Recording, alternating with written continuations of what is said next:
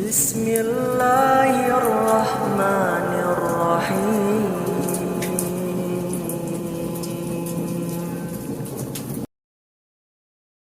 Assalamualaikum warahmatullahi wabarakatuh. Waalaikumsalam warahmatullahi wabarakatuh. Bismillahirrahmanirrahim. Alhamdulillahi rabbil alamin. Wassalatu wassalamu ala ashrafil anbiya'i wal mursalin Sayyidina wa maulana Muhammadin wa ala alihi wa ashabihil mujahidin at-tahirin, amma ba'du. Saudara-saudara kaum muslimin rahimakumullah, taubat berasal dari kata-kata taba yatubu yang isim masdarnya adalah taubatan. Artinya sama dengan roja'a yarji'u, ada ya'udu, pulang atau kembali. Bertobat maksudnya kembali dari yang dilarang oleh Allah. Kalau dalam perjalanan hidup ini kita suka menerjang larangan-larangan Allah, melaksanakan apa-apa yang dilarang olehnya, maka taubat artinya meninggalkan larangan-larangan itu dan kembali kepada apa yang diperintah oleh Allah Subhanahu wa ta'ala.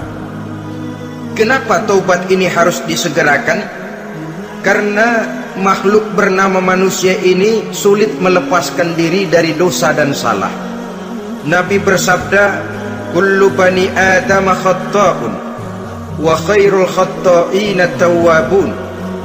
Setiap anak Adam, yakni setiap manusia, pasti mempunyai dosa dan kesalahan, dan sebaik-baik orang yang mempunyai dosa dan kesalahan ialah orang yang segera bertaubat. Dengan kata lain, orang yang baik sesungguhnya bukanlah orang yang tidak punya salah, karena tidak ada orangnya yang tidak punya salah. Tetapi orang yang baik adalah orang yang apabila melakukan kesalahan, dia segera sadar, dijadikannya kesalahan itu sebagai pelajaran untuk tidak diulanginya lagi pada masa-masa yang akan datang. Inilah yang digambarkan oleh Allah Subhanahu wa ta'ala dalam surah Ali Imran ayat 135. Walladzina iza fa'alu fahishatan, dan orang-orang yang apabila mereka terjatuh ke dalam perbuatan dosa, au zalamu anfusahum, atau berbuat zalim kepada diri mereka sendiri, zakarullaha fastaghfaru lidzunubihim, mereka segera ingat kepada Allah dan memohon ampun terhadap dosa yang pernah mereka kerjakan. Saudara-saudara kaum muslimin rahimakumullah, sejak awalnya iblis memang sudah memproklamirkan diri di hadapan Allah Subhanahu wa ta'ala. Apa kata iblis? Ya Rabbi wa izzatika la azalu ahwi bani adama ma damat arwahuhum fi ajsadihim.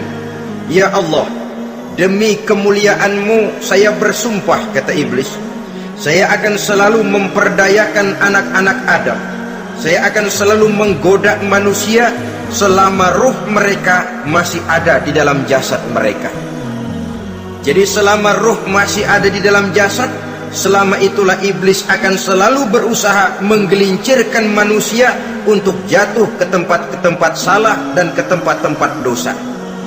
Tetapi kemudian Allah juga memberikan jaminan. Allah menjawab proklamasi iblis ini, wa izzati wa jalali ya mal'un la azalu aghfiru lahum mastaghfaru. Demi kehormatanku, demi kemuliaanku, hai mal'un, hai yang terkutuk, hai iblis, kalaupun engkau selalu memperdayakan manusia, kalaupun engkau selalu menipu dan menggoda mereka sepanjang ruh mereka masih ada di dalam jasad, aku akan senantiasa memberikan ampun kepada mereka sepanjang mereka memohonkan ampun kepadaku. Inilah jaminan dari Allah Subhanahu wa ta'ala. Saudara-saudara kaum muslimin rahimakumullah, oleh karenanya apabila kita berbicara tentang taubat, artinya kita berbicara tentang tingkah laku kita dalam kehidupan sehari-hari. Apa yang harus kita lakukan untuk sempurnanya satu taubat? Pertama, menyesal terhadap dosa yang pernah kita lakukan. Kadang-kadang ada juga orang bertaubat, tapi bukan nyesal terhadap dosa yang dia kerjakan, malah puas katanya. Dia ngomong sama teman-temannya, saya dulu zaman muda sudah kenyang judi, kenyang zina, kenyang mabuk-mabukan, sudah puas. Sekarang tinggal benernya saja, saya sudah taubat. Taubatnya sih bagus, tapi puasnya itu yang jelek. Kenapa harus dikatakan puas? Bukan puas, menyesal. Menyesal saya dulu, kenapa hanyut terjebak dosa, kenapa tenggelam di meja judi, kenapa tenggelam di minum-minuman keras, kenapa hanyut kepada perbuatan munkar dan maksiat. Saya menyesal sekali. Menyesal diperintah dan bukan malah puas. Dari rasa menyesal ini nanti timbul hal yang kedua, yaitu berniat tidak akan mengulangi lagi perbuatan dosa. Kalau menyesal tapi masih diulangi lagi, itu belum taubat yang sebenarnya. Saya kapok, menyesal, tidak mau minum minuman keras lagi. Besok tidak ada minuman keras, malah pusing, nyari kesana kemari. Itu belum taubat yang sebenarnya. Jadi setelah menyesal, berniat tidak akan mengulangi lagi perbuatan dosa itu. Kalau menyesal tapi masih diulanginya lagi, itu sama saja dengan main-main. Saudara-saudara kaum muslimin rahimakumullah, barangkali itu yang orang namakan dengan taubat sambal namanya. Kita kalau makan nasi pakai sambal, pedesnya bukan main, repot, marah, ngomel. Gila, sambal pedes bukan main, taubat sama sambal. Taubat sama sambal katanya. Tapi 2-3 hari kemudian dia makan lagi, nggak ada sambal, nyari. Kemarin sudah taubat, 2 hari kemudian malah nyari. Ini bukan taubat yang sebenarnya. Penyesalannya tidak diiringi dengan berniat untuk tidak mengulangi perbuatan dosa itu selama-lamanya. Saudara hadirin, kita sudah taubat, tidak mau lagi minum minuman keras. Datang teman, minum ya? Gak mau. Kenapa? Saya sudah taubat. Yang benar, benar. Kalau dibayarin, tahu dah. Jadi rupanya taubatnya itu cuma karena nggak ada yang bayarin. Begitu datang yang bayarin, berangkat lagi. Itu belum lagi merupakan taubat yang sebenarnya. Begitu juga kita taubat dari meja judi. Pada waktu sudah buras, bangkrut, habis-habisan, mungkin menyesal, mungkin bertaubat. Inilah akibatnya judi, rumah tangga berantakan, harta buras, anak terlantar, uang tidak ada. Taubat saya tidak mau lagi-lagi tenggelam di meja judi. Pada saat kondisinya bangkrut, itu yang diucapkan. Tapi 2-3 hari, 4-3 minggu, 1 bulan kemudian rezekinya banyak, makmur lagi, usahanya maju lagi, lupa lagi dia kepada ucapan sebelumnya. Akhirnya sedikit demi sedikit tenggelam kembali di meja judi. Ini pun belum merupakan taubat yang sebenarnya. Jadi untuk sempurnanya taubat, yang pertama menyesal terhadap dosa yang telah dilakukan, yang kedua berjanji tidak akan mengulangi lagi, kemudian yang ketiga meninggalkan perbuatan jahat itu untuk selama-lamanya. Dengan kata lain, kalau memang taubat tidak mau minum lagi, talak 3 itu minuman keras. Kalau memang niat tidak akan berjudi lagi, talak 3 itu segala macam bentuk perjudian, meninggalkan perbuatan jahat. Yang keempat, menunaikan semua fardu dan kewajiban. Sebab barangkali pada saat kita tenggelam dalam dosa, perintah-perintah Allah, jangankan yang sunnah, yang wajib saja sering kita lalaikan. Maka apabila diri telah berniat melaksanakan taubat, maka tunaikan semua kewajiban yang disyariatkan oleh agama kepada kita. Yang kelima, meminta halal kepada para lawannya dengan termasuk mengembalikan hak milik orang lain. Ini kalau menyangkut hukukul adamiyin atau hak-hak manusia. Jadi kalau kita berdosa kepada sesama manusia, Allah belum akan menerima taubat kita kalau kita belum minta maaf kepada yang bersangkutan. Adapun kalau kita sudah minta maaf tapi yang bersangkutan tidak mau memberikan maaf, itu urusan dia kepada Allah. Urusan kita adalah meminta maaf kepada yang bersangkutan. Hal yang keenam, mendidik atau melatih diri untuk bertaat kepada Allah. Sebagaimana kita dulunya telah melatih diri, memperturutkan diri untuk berbuat durhaka, lalu memperbaiki yang dimakan dan yang diminum. Itu juga merupakan ciri dari orang-orang yang melaksanakan taubat kepada Allah Subhanahu wa ta'ala. Kemudian apalagi? Memperbanyak istighfar di dalam kehidupan. Disabdakan oleh Nabi, inna likulli da'in dawa'un wa dawa'u zunubi al-istighfar. Sesungguhnya segala macam penyakit tentu ada obatnya, dan obat dari segala macam dosa adalah istighfar. Saudara-saudara kaum muslimin rahimakumullah. Jadi kalau yang terdahulu merupakan perbuatan-perbuatan konkret, maka yang terakhir ini taubat dalam bentuk ucapan berupa memperbanyak istighfar, memohonkan ampun kepada Allah Subhanahu wa ta'ala. Mari kita lihat dalam teladan hidup kita, manusia yang hatinya paling bersih tidak lain adalah Rasulullah sallallahu alaihi wasallam. Beliau sudah mendapat jaminan ampun dari seluruh dosa. Liyaghfir lakallahu ma taqaddama min zambika wa ma ta'akhkhar, kata Allah. Muhammad, dosamu yang dahulu, dosamu yang sekarang, dosamu yang akan datang jikalau memang ada, seluruhnya sudah mendapat jaminan ampun dari Allah. Tetapi coba lihat dari sejarah perjalanan hidup yang mulia ini, sungguh pun beliau sudah nyata-nyata mendapat jaminan ampun dari Allah. Beliau mengatakan, ayyuhan nas tubu ilallah fa inni atubu fil yaumi mi'ata marrah. Wahai manusia, bertaubatlah kepada Allah, maka sesungguhnya saya, kata beliau, dalam satu hari bertaubat 100 kali kepada Allah. Dalam riwayat yang lain, sab'ina marrah, 70 kali beliau mengucapkan istighfar minimalnya dalam sehari semalam. Orang yang sudah nyata-nyata mendapat jaminan ampun dari Allah ini, satu hari satu malam istighfarnya minimal 70 kali. Apatah lagi kita yang nyata-nyata belum mendapat jaminan ampun dari Allah. Di dalam satu hadis diriwayatkan bahwa iblis laknatullah alaih pernah berkata, ahlaktun nasa bizzunubi wal ma'asi. Aku rusak dan aku hancurkan kehidupan manusia dengan dosa dan dengan segala macam perbuatan maksiat. Iblis menghancurkan manusia dengan menanamkan kegemaran berbuat dosa dan menanamkan kesukaan untuk bergelimang dalam dunia maksiat.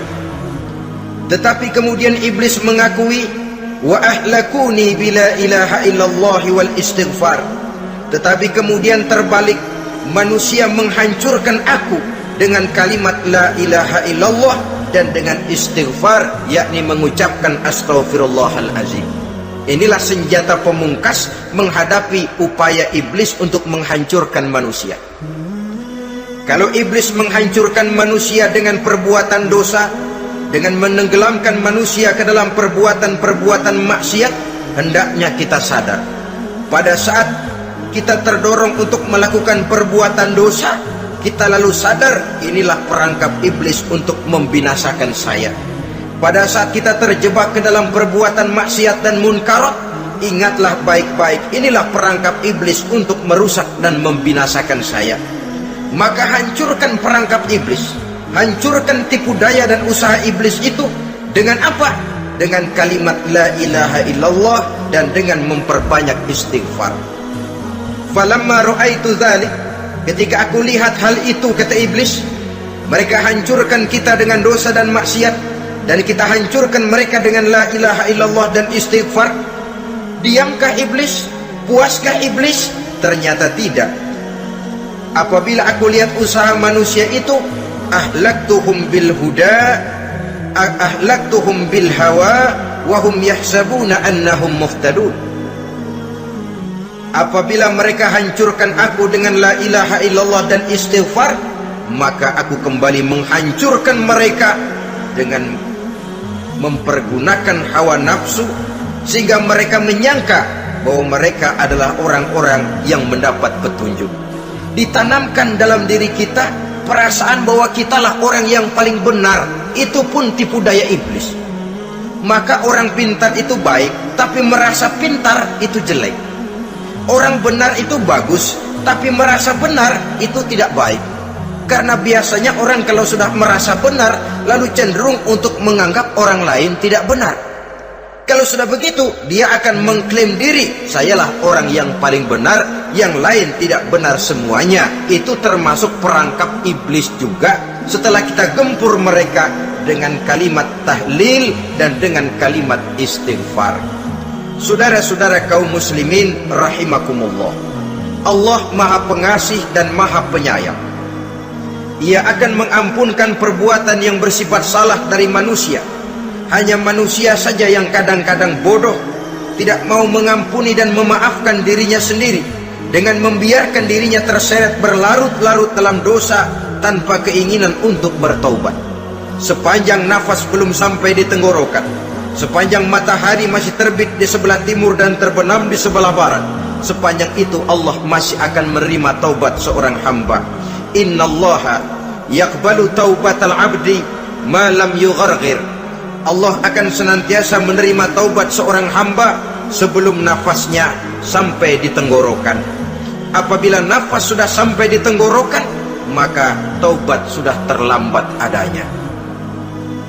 Lalu yang konkret di dalam kehidupan ini, apa ciri-ciri dari orang yang melaksanakan taubat itu? Seorang ahli hikmah berkata, pertama, orang yang taubat itu kelihatan bahwa dalam kehidupan ini dia mampu menjaga lidahnya dari ucapan yang berlebih-lebihan, dari ucapan yang tidak ada manfaatnya, dari ucapan yang mengandung dosa, namimah, mengadu domba, dan ucapan-ucapan yang merugikan orang lain. Orang yang taubat kelihatan dari lidahnya. Ini yang konkret. Yang kedua, orang yang taubat itu cirinya tidak ada lagi rasa dengki di hatinya, tidak ada keinginan untuk membenci dan memusuhi orang lain. Kenapa? Dia sudah sibuk memikirkan kekurangan dirinya sendiri, sehingga tidak ada waktu lagi untuk mengorek-ngorek, mencari-cari aib dan kekurangan pada diri orang lain. Ini makna ucapan Nabi, tuba liman syaghalahu aibuhu an uyubin nas. Beruntunglah orang yang kekurangan pada dirinya menyebabkan dia cukup sibuk sehingga tidak sempat mencari-cari dan mengorek-ngorek aib dan kekurangan orang lain. Berbeda dengan orang yang masih jauh dari sikap taubat, selalu berusaha mencari dan mengorek-ngorek kekurangan orang lain, sementara aib dan kekurangan dirinya diumpetin. Ini namanya ilmu kancil. Orang lain disorotin, dia ngaling, ngumpet. Kerjaannya apa? Monten orang lain saja. Dia sendiri tidak mau diponten dan tidak mau memonten dirinya. Akibatnya apa? Sikap introspeksi tidak ada, sikap mawas diri hilang, sikap melihat bercermin terhadap pribadinya sendiri hilang. Yang ada cuma menilai orang lain saja. Jadi adapun orang yang sudah bertaubat ini, di hatinya tidak ada dengki. Melihat orang lain mendapat nikmat, alhamdulillah, dia ikut bersyukur. Lain dengan orang yang jauh dari taubat, tetangganya dapat nikmat, dia meriang, tidak senang hatinya melihat orang lain senang. Orang melarat malah tepuk tangan. Saudara hadirin yang saya muliakan, orang yang semacam ini pada hakikatnya selalu disiksa oleh perasaannya sendiri. Kalau tetangganya yang kaya, ditanya kemana dukunnya. Tapi kalau tetangganya jatuh melarat, dia tepuk tangan, gembira bukan main. Lain dengan orang yang sudah bertobat, hasud itu hilang dari dirinya. So hasud inilah yang akan memakan kebaikan yang kita kerjakan. Kata Nabi, hasud itu bisa memakan kebajikan seperti api memakan kayu bakar. Allahu Akbar. Puasa kita, zakat kita, sholat kita, habis keropos dimakan oleh sifat hasud. Tidak terasa, tapi begitu kita punya sifat dengki kepada orang lain, maka sholat kita dimakan oleh dengki tadi, puasa kita dimakan oleh dengki tadi, segala macam kebaikan yang kita kerjakan dimakan oleh si dengki tadi. Seperti api memakan kayu bakar, cepat sekali. Itulah sebabnya bagaimanapun banyak kebaikan yang sudah kita kerjakan, jangan bangga dan jangan lalai. Sebaliknya, bagaimanapun besar dosa dan kesalahan yang pernah kita lakukan, jangan putus asa dari rahmatnya Allah Subhanahu wa ta'ala. Jadi yang kedua, ciri orang yang bertobat, di hatinya tidak ada dengki dan tidak ada rasa ingin memusuhi orang lain. Dia berhadapan dengan setiap orang dengan modal husnuzon, baik sangka kepada Allah, tidak a priori. Kadang-kadang ada orang ketemu saja baru tapi sudah punya rasa jelek, diperturutkannya suuzonnya. Yang ketiga, ciri orang bertaubat itu menjauhkan diri dari pergaul dengan orang-orang jahat. Sebab kita tahu bahwa pergaulan sangat besar pengaruhnya dalam ikut membentuk kepribadian manusia. Asyariku wa fi syarri syarrun. Bersekutu dengan kejahatan biasanya ikut jadi jahat. Walaupun secara langsung tidak melakukan kejahatan, tapi sudah termasuk dalam jamaah yang jahat juga namanya. Saudara-saudara kaum muslimin, bukan berarti orang yang taubat lalu tidak mau bergaul itu juga mencerminkan keangkuhan diri. Bergaul dia bergaul, tetapi kepada orang-orang yang jahat ia sekedar menghindarkan diri pergaulannya itu dari kejahatan yang bisa ditimbulkan oleh orang-orang jahat tadi. Ciri yang keempat dari orang yang bertaubat, dia mempersiapkan diri untuk menghadapi mati. Mempersiapkan diri. Sebagaimana kita tahu, kalau kita akan pergi ke luar kota, tentu kita membawa bekal. Makin jauh perjalanan, makin banyak bekal yang harus kita bawa. Hidup ini adalah perjalanan panjang yang kita juga memerlukan bekal dalam kehidupan. Orang yang bertaubat, orang yang mempersiapkan diri untuk menghadapi maut dan menghadapi hari-hari sesudah maut itu datang, menghadapi kehidupan di alam barzakh, menghadapi kehidupan di alam akhirat dan selanjutnya. Dia mempunyai persiapan sehingga kapan maut datang dia sudah punya persiapan lebih dahulu. Saudara, kalau kita siap dipukul orang, pada saat pukulan itu datang rasanya sakitnya agak lebih kurang daripada kita tidak pernah siap untuk dipukul. Walaupun bobot pukulannya sama, tapi kita akan lebih punya daya tahan kalau kita sudah siap. Oleh karena itu, orang yang bertobat, orang yang mempunyai persiapan untuk menghadapi mati. Tidak hanya untuk menghadapi mati, tapi juga menghadapi hidup di seberang kematian nanti. Maka karenanya dia sibuk dengan dunianya, tapi juga dia lebih sibuk dengan akhiratnya. Dia tenggelam dalam berbagai macam kesibukan dunia, lain saat dia memfanakan diri untuk membekali diri menghadapi kehidupan sesudah hidup yang sekarang ini. Ciri-ciri ini tentu akan kelihatan dari gerak hidup seseorang. Saudara-saudara kaum muslimin rahimakumullah. Jadi dengan kata lain, kalau kita kembali kepada surah Ali Imran ayat 135 tadi, apabila dalam kehidupan terjebak kita kepada perbuatan dosa atau zalim kepada diri sendiri, zakarullah, segeralah mengingat Allah, fastaghfaru li dzunubihim, dan segera memperbanyak istighfar, memohon ampun kepada Allah Subhanahu wa taala, sebab dosa dalam Islam hanya bisa ditebus dengan taubat. Bukan dengan uang, bukan dengan beras, bukan juga dengan piagam. Dosa dalam Islam hanya bisa ditebus dengan melaksanakan taubat kepada Allah. Dan untuk bertaubat tidak usah ngulur waktu. Besok saja, bulan depan saja, tahun depan saja, nanti saja kalau sudah agak sedikit tua. Ibarat diri kita ini kaca, kata Imam Ghazali, maka dosa adalah debu. Apabila kaca kena debu, sedikit nempel debu lalu dilap, sedikit nempel debu, terus dilap lagi, insya Allah kaca akan tetap bersih. Tapi kalau kita menunggu debu sampai banyak, apalagi sampai berurat, berkarat, nanti akan sulit membersihkannya. Demikian hati manusia itu. Kalau sudah dihinggapi oleh dosa, ditumpuknya lagi, berkarat dosa dalam hati, biasanya berat untuk melaksanakan taubat.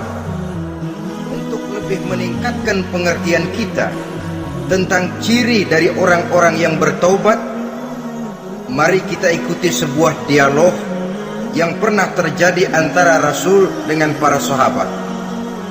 Satu hari ketika sedang berkumpul dengan para sahabat, baginda Rasul bertanya, "Atadruna manit taib?" Saudara-saudara, tahu nggak saudara-saudara, siapa sebenarnya orang-orang yang bertaubat itu? Macam-macamlah jawaban para sahabat, tapi yang jelas akhirnya mereka berkata, Allahu wa rasuluhu a'lam. Allah dan Rasulnya yang lebih tahu siapa sebenarnya orang yang bertaubat itu. Atas jawaban ini, baginda Rasul lalu menegaskan, pertama, man taba wa lam yata'allamil ilma falaysa bitaibin. Siapa orang yang mengaku bertaubat kepada Allah, lalu dia tidak mau mencari ilmu, tidak mau belajar, falaysa bitaibin, maka dia belum termasuk orang yang bertaubat. Jadi di sini jelas bahwa bukan hanya dari dosa kita bertaubat, juga bertaubat dari kebodohan. Dalam arti tidak membiarkan diri kita bodoh terus menerus. Dengan bahasa anak sekarang, bodoh tapi betah.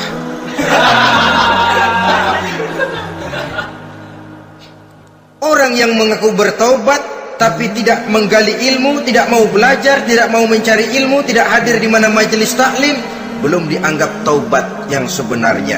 Jadi grafik orang yang taubat itu kelihatan dari kesungguhannya mencari ilmu, menghadiri majelis taklim, menghadiri kuliah-kuliah, ceramah-ceramah dan diskusi-diskusi keagamaan. Rakus dia dengan ilmu pengetahuan agama, sehingga dengan ilmunya taubatnya semakin mantap. Ini ciri yang pertama.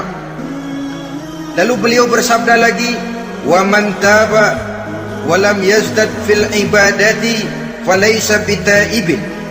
Barang siapa yang mengaku bertaubat tapi ibadahnya tidak tambah-tambah, maka dia belum termasuk orang yang taubat.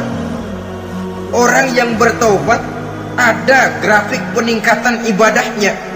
Jadi kalau mulutnya taubat, minta ampun, tapi ibadahnya gitu-gitu aja, belum merupakan taubat yang sebenarnya. Jadi pada saat dia melaksanakan taubat, memproklamirkan diri untuk kembali ke jalan Allah, nilai ibadahnya meningkat. Kalau sholatnya tadinya cuma sekedar yang wajib-wajib saja, setelah dia taubat bertambah melaksanakan yang sunnah, rawatibnya, qobliyah, ba'diyahnya, atau kemudian nawafilnya berupa tahajud, hajat, duha, istikharah, dan sholat-sholat sunnah lainnya. Jadi kelihatan dari peningkatan ibadahnya. Ini ciri yang kedua. Yang ketiga kata Nabi lagi, wa man taba wa lam yardal khusama falaysa bitaibin. Barang siapa yang mengaku bertaubat kepada Allah tapi dia tidak bisa meridhoi musuh-musuhnya, maka belum lagi dia dianggap orang yang bertaubat. Meridhoi, memaafkan musuh. Saudara, memberi maaf itu lebih sulit daripada minta maaf. Tapi memberi maaf lebih mulia daripada minta maaf. Minta maaf gampang, memberi maaf yang sulit. Karena itu orang yang memberi maaf menunjukkan jiwa yang lebih luhur daripada orang yang minta maaf. Sebab apa? Posisi orang yang memberi maaf kan posisi orang yang menang. Biasanya dalam posisi menang orang gampang congkak dan sombong. Orang datang minta maaf kepada kita, lalu timbul keseganan. Iya, minta maaf sih gampang. Memberi maaf itu yang sulit, tapi itu yang sangat dianjurkan, dan itu merupakan ciri dari orang-orang yang bertaubat. Lalu apalagi? wa man taba wa lam yughayyir libasahu wa zinatahu falaysa bitaibin. Barang siapa yang mengaku bertobat tetapi pakaian dan perhiasannya tidak berubah, maka dia belum lagi dianggap bertobat. Orang bilang pakaian memang kulit, yang penting isi. Tetapi bagaimanapun kulit mencerminkan isi. Dari pakaian kita bisa mengkaji kepribadian seseorang. Saya berpendapat bahwa pakaian penting, kulit juga penting.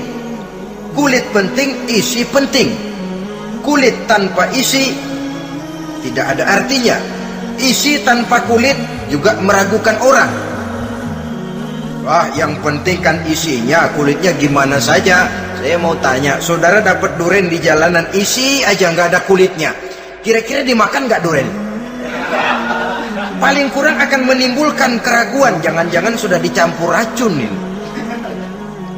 Jadi dengan demikian orang yang bertaubat ini kelihatan dari cara berpakaian, cara berhias diri, tidak over. Dia kembali kepada fungsi berpakaian. Dalam Islam kan sesungguhnya fungsi pakaian itu yang paling utama. Pertama, nutup aurat, itu ukurannya. Yang kedua, pantas. Yang ketiga, baru soal mode. Di zaman kita sekarang terbalik. Mode nomor 1, pantas belakangan, nutup aurat apa tidak nomor 16. Kalau sudah mode, kita kekira kekurangan pertimbangan. Ini buat saya pantas apa tidak, ini menutup aurat apa tidak. Kita balik. Padahal fungsi berpakaian dalam Islam tujuan utamanya, pertama nutup aurat. Biar modenya mutaakhir, ciptaan Pierre Cardin sekalipun, kalau memang tidak nutup aurat, ya hukumnya masih belum berpakaian. Atau juga ukuran yang kedua, pantas. Yang orang lain pantas kita pakai, belum tentu kita pantas. Kita kadang-kadang kehilangan pertimbangan. Lihat iklan bintang film memakai pakaian yang begini bagus, lalu kita pakai saja. Ya tentu namanya bintang film. Kadang-kadang pakaian untuk show dipakai buat kondangan, akhirnya habis sekampung orang nonton dia. Ya nggak pantas toh, nggak wajar. Saudara hadirin yang saya muliakan, orang yang bertobat kelihatan dari pakaian dan perhiasannya. Kalau sudah memakai perhiasan, ya sekedarnya saja. Tidak lalu dengan niat supaya orang tonton, supaya orang lihat, supaya orang tahu dia kaya, supaya timbul decak kagum, asal dia lihat orang lalu wah. Kalau sudah diwahi lalu senang. Saudara hadirin yang saya muliakan, kemudian kata Nabi lagi, wa man taba wa lam yubaddil ashabahu falaysa bitaibin. Siapa yang mengaku bertaubat tapi pergaulannya dari itu ke itu saja, seperti itu juga, tidak mengalami perubahan, maka dia belum lagi dianggap bertaubat. Kalau taubat kita dari judi, jangan bergaul lagi dengan penjudi. Dalam arti jangan berkumpul di majelis judi. Ah, saya sih udah tobat nggak main judi, tapi ngumpulnya di situ terus. Ya bagaimana? Pada akhirnya toh akan terseret juga. Saudara hadirin yang saya muliakan, jadi dengan demikian lingkungan juga sangat besar pengaruhnya dalam kriteria orang yang bertaubat. Selanjutnya Nabi bersabda, wa man taba wa lam yughayyir khuluquhu falaysa bitaibin. Siapa yang mengaku bertaubat tapi akhlaknya, budi pekertinya tidak mengalami perubahan, maka orang itu pun belum dianggap bertaubat. Ini juga konkret. Orang yang bertaubat kelihatan dari akhlaknya. Kalau kemarin sama orang tua songong, kurang ajar, nyelongcong, maka setelah taubat dia berakhlak kepada orang tua. Kalau kemarin kepada anak muda menindas, tidak senang kepada anak muda yang maju, setelah dia taubat dia bisa menyayangi kepada anak-anak muda. Akhlak ini lain dengan adat, istiadat. Adat biasanya hanya memandang yang lahir, sedangkan akhlak zahir batin dipandang. Contoh, seorang anak muda kalau lewat di depan orang tua membungkukkan badan, menurut adat dia sudah sopan. Tapi menurut akhlak belum tentu berakhlak, tergantung kepada niatnya apa membungkukin badan, permisi apa ngina. Kan mungkin saja orang membukukan badan lewat di depan aki-aki karena menghina, sebab aki-aki itu badannya udah bungkuk. Jadi gerakan zahir yang baik yang diiringi dengan niat yang baik, itulah cerminan daripada akhlak. Kalau adat terlepas dari soal niat, asal zahirnya sudah oke, menurut adat oke, dia beradat. Niatnya apa? Adat tidak pernah menilai.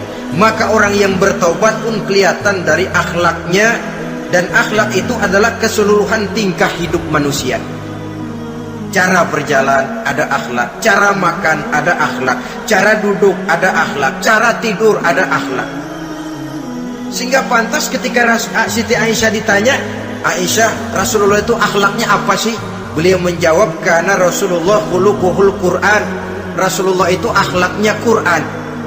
Sehingga di kalangan ilmuwan lalu ada ungkapan bahwa Nabi Muhammad adalah Quran berjalan. Maksudnya seluruh konsepsi Quran sudah diterjemahkan dalam kehidupan Nabi. Maka tidak heran kalau Islam mengatur kehidupan manusia sejak yang sekecil-kecilnya sampai yang sebesar-besarnya. Cara berpakaian ada akhlaknya, kan begitu toh dalam Islam. Saudara diri di depan kaca, ngaca, ada akhlaknya, ada bacaannya. Allahumma kama hasanta khalqi fahassin khuluqi. Sampai saudara masuk ke dalam WC sekalipun ada akhlaknya. Karena akhlak adalah keseluruhan gerak hidup manusia. Orang yang bertobat kelihatan dari perubahan akhlaknya. Kemudian beliau bersabda, wa man taba wa lam yatwi firashahu wa bisatahu falaysa bitaibin. Siapa orang yang mengaku bertaubat tetapi dia tidak menggulung tempat tidur dan spraynya, maka dia belum dianggap bertaubat. Ini bahasa kinayah. Menggulung spray, melipat tempat tidur artinya lebih banyak ibadahnya daripada tidurnya. Kalau ngaku taubat tapi sehari 24 jam, 22 jam tidur, cuma 2 jam ibadah, ya belum mencapai kriteria itu. Dengan kata lain, orang apabila sudah memproklamirkan diri untuk taubat, menyingsingkan lengan baju, melipat spray, menggulung tempat tidur. Bukan berarti dia tidak tidur-tidur, tetapi bersiap diri untuk melaksanakan ibadah yang pada saat dia terjebak dalam dosa, sudah banyak ibadah yang ditinggalkannya. Saudara-saudara kaum muslimin rahimakumullah. Kemudian beliau bersabda pula, wa man taba wa lam yatasaddaq falaysa bitaibin. Barang siapa yang mengaku bertobat kemudian dia tidak menyedekahkan karunia yang diberikan Allah kepadanya, maka taubatnya belum lagi dianggap taubat yang sebenarnya. Faman istabana minal abdi hazihil khisal fahuwa taibun haqqan. Apabila nyata tanda-tanda ini pada diri seorang hamba, maka barulah taubatnya dinamakan taubat yang sebenarnya. Jadi untuk taubat itu ada 2 jalan yang bisa kita tempuh. Pertama, taubat dengan lisan, taubat dengan ucapan. Dalam artian apa? Memperbanyak istighfar. Istighfar yang mana? Yang mana yang mungkin saja. Kalau waktunya sempit, ya istighfar yang pendek-pendek. Astaghfirullah, astaghfirullah, astaghfirullah. Mau yang lebih panjang, astaghfirullahalazim allazi la ilaha illa huwal hayyul qayyum wa atubu ilaih min jami'il ma'asi waz zunub la haula wala quwwata illa billahil aliyyil azim. Ada waktu yang lebih panjang lagi, membaca sayyidul istighfar. Tiap kali berbuat jahat, tiap kali diiringi dengan istighfar. Nah, ini yang bisa runtuh dengan istighfar ini dosa apa? Dosa yang ringan, dosa yang biasanya dilakukan oleh panca indera kita. Mata, ini dosa mata, insya Allah bisa runtuh dengan istighfar. Melihat yang haram, cepat nunduk, astagfirullah. Habis nunduk jangan ngeliatin lagi. Kadang-kadang ngelihat nunduk, istighfar, melotot lagi, istighfar lagi.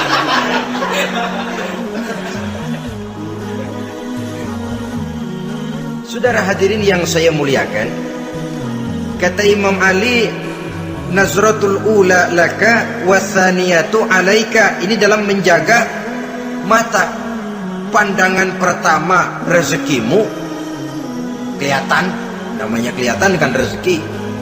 Pandangan pertama rezekimu, ulangannya dosamu. Ulangannya ini yang bisa membawa dosa. Dosa karena lidah, mengucapkan kata-kata yang menyakitkan orang. Dengan istighfar insya Allah runtuh. Adapun dosa-dosa besar lainnya tentu harus dengan perbuatan. Tidak cukup dengan sekedar istighfar saja. Perbuatannya apa? Itulah seperti yang sudah saya sampaikan pada ciri-ciri orang yang bertaubat tadi. Oleh karenanya, beruntunglah kita masih diberikan umur oleh Allah, sehingga segala dosa dan kesalahan yang kita lakukan, kita masih punya kesempatan untuk mengadakan pemutihan, bertaubat kepada Allah.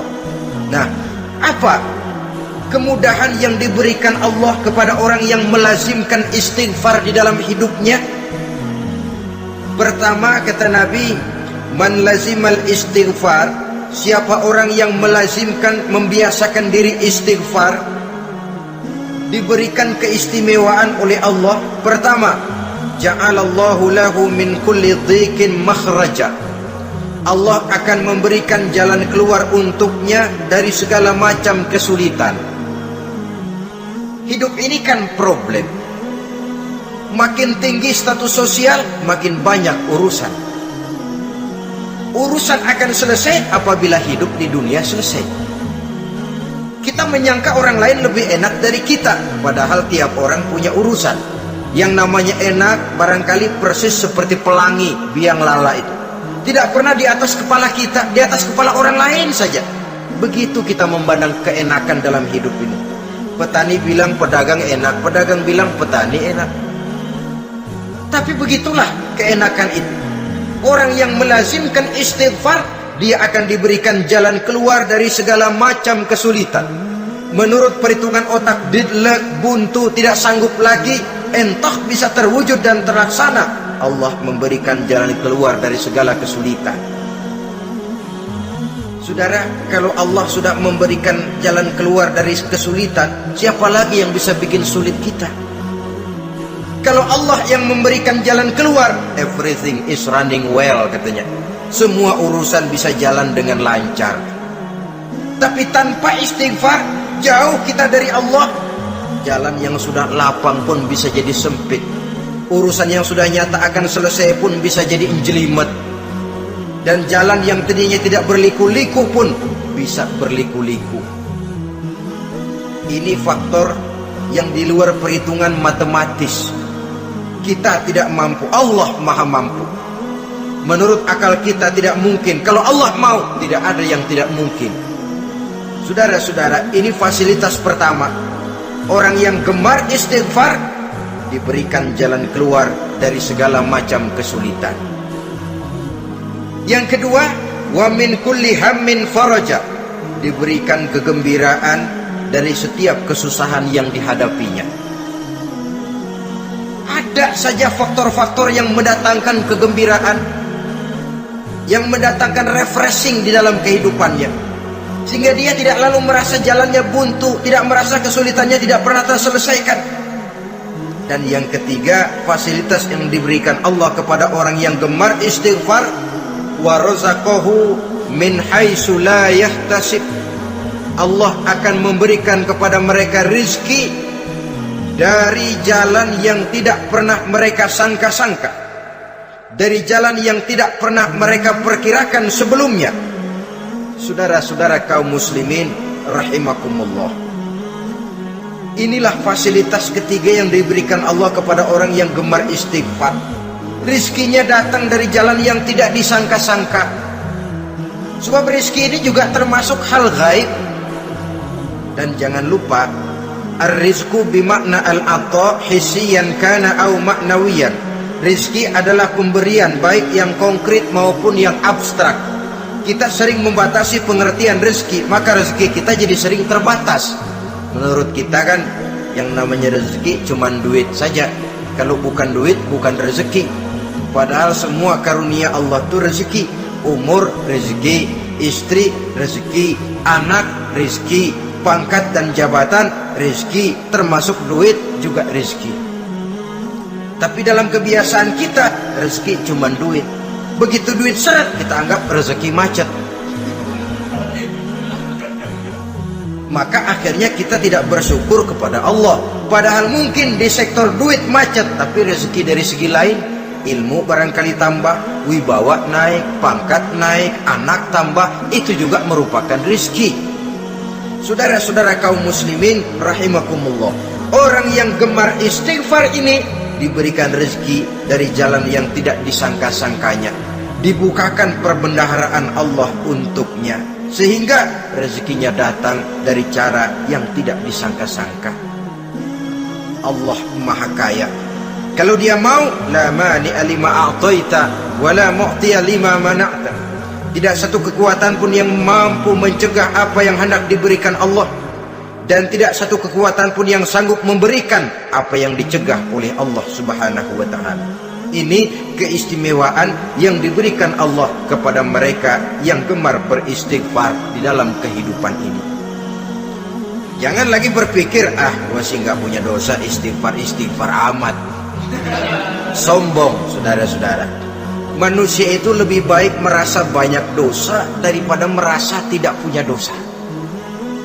Tanda orang bahagia, kata Nabi, 4. Pertama, orang yang selalu ingat kepada kesalahan yang pernah dia lakukan. Itu orang bahagia. Selalu ingat kepada kesalahan yang pernah dilakukannya, sehingga pada saat akan melakukan kesalahan yang baru, dia mikir-mikir, dosa gue yang kemarin udah 3 keranjang, nih nambah lagi. Ingatannya terhadap kesalahan yang lalu akan merupakan langkah preventif yang mencegah dirinya untuk tidak menambah kesalahannya. Orang bahagia, orang yang selalu ingat kesalahan yang pernah dia lakukan, terbayang di pelupuk mata, bukan ngumpet-ngumpetin dosa. Sebab apa yang mau kita umpetin di hadapan Allah? Yang kedua, tanda orang bahagia itu orang yang selalu melupakan kebaikannya. Kalau dia berbuat baik, dia lupakan. Dia anggap dirinya belum pernah berbuat baik, sehingga di mana ada kebaikan dia tidak bisa ikut. Dia merasa sangat rugi, sebab dia anggap dirinya belum pernah berbuat baik. Yang ketiga, tanda orang bahagia, dalam urusan dunia dia lihat ke bawah, sehingga timbul rasa syukurnya, bahwa kalau dia sengsara masih banyak yang lebih sengsara dari dia, bahwa kalau dia miskin masih jauh lebih banyak yang miskin dari dia, bahwa kalau dia menemui kesulitan masih banyak yang jauh lebih sulit dari dia. Dengan cara itu jiwanya akan lapang, hidupnya akan tenang, dan dia tidak pernah ingkar kepada nikmat yang diberikan Allah. Sebaliknya, yang keempat, tanda orang bahagia itu dalam urusan akhirat dia lihat ke atas. Dunia lihat yang bawah, akhirat lihat yang atas. Kalau dia bisa sholat, kenapa saya tidak? Kalau dia sanggup puasa, kenapa saya tidak? Kalau dia bisa baca Quran, kenapa saya tidak? Timbul panas, nyontoh ibadah mendatangkan kebahagiaan. Rakus ibadah malah dianjurkan, rakus dunia malah tercela. Nah, lawanannya orang celaka, saudara-saudara. Orang celaka juga tandanya 4, lawanan yang tadi itu. Pertama, orang yang selalu melupakan kesalahannya. Kalau berbuat dosa lupa, sok bersih. Alah, dosa gue mah dikit. Saudara hadirin yang saya muliakan, orang yang selalu melupakan kesalahan, menganggap dirinya bersih, akhirnya kalau ingin berbuat dosa nggak mikir-mikir, tidak ada lagi yang ditimbang-timbang. Selanjutnya, yang kedua, orang celaka itu orang yang selalu mengingat kebaikannya.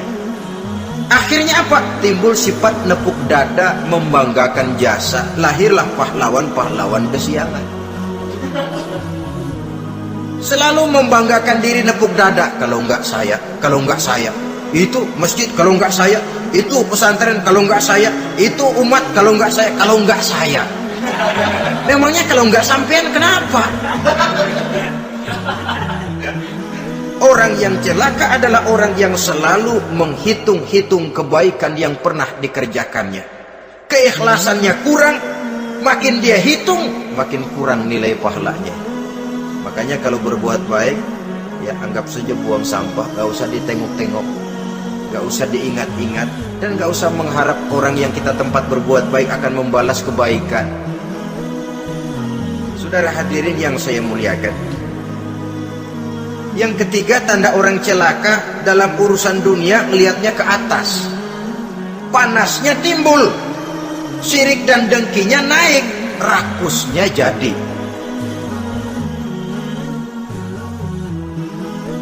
Timbul sifat panasnya itu, tidak mau ngerti. Kalau tetangga saya bisa beli kulkas, kenapa saya tidak? Kalau tetangga saya bisa beli motor, kenapa saya tidak? Kalau tetangga saya bisa beli mobil, kenapa saya tidak? Gaji nggak cukup, tuyul piara.